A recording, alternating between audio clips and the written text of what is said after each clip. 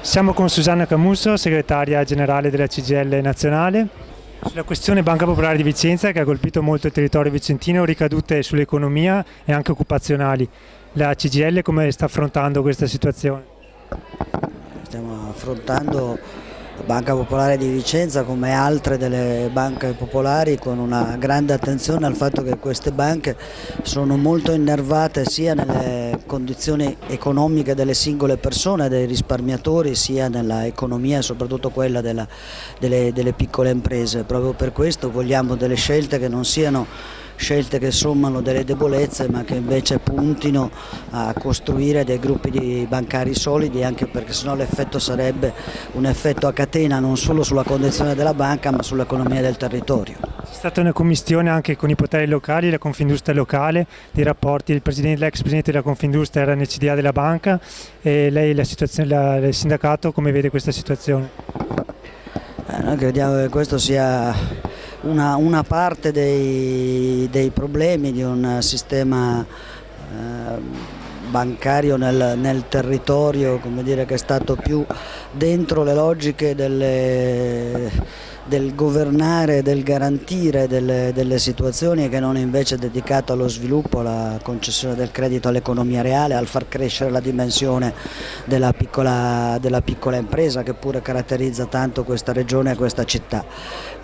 Dopodiché ci pare che il vero nodo però sia imparare dal passato per iniziare una stagione diversa, e quindi una stagione diversa vuol dire avere un sistema bancario solido, non collegato a interessi particolari ma a una scelta di sviluppo. In autunno ci sarà il referendum costituzionale, segretario, ci può dare un'idea più chiara di quella che sarà la posizione della CGIL? La CGIL ha un documento del suo comitato direttivo nel quale ha detto esplicitamente che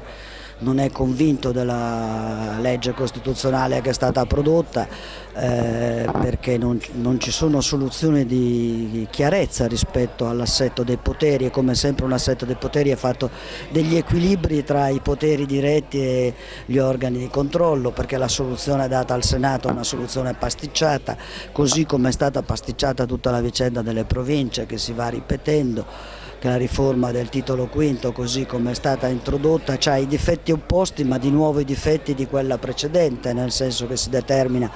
grande incertezza su come poi saranno governati i sistemi, che sono poi prevalentemente sistemi di grande interesse dei cittadini, a partire dai temi della sanità. Quindi noi abbiamo un giudizio molto critico, lo manteniamo. Nell'assemblea generale che abbiamo convocato nei giorni prossimi decideremo anche un orientamento di voto, partendo sempre dal principio che la Costituzione, che è punto di riferimento per tutti i cittadini, è anche fatto di scelte che ognuno affronterà nel valutare quelle che sono le nostre critiche. Molta parte del nostro gruppo dirigente voterà contro questa ipotesi, ma non può diventare un vincolo per nessuno.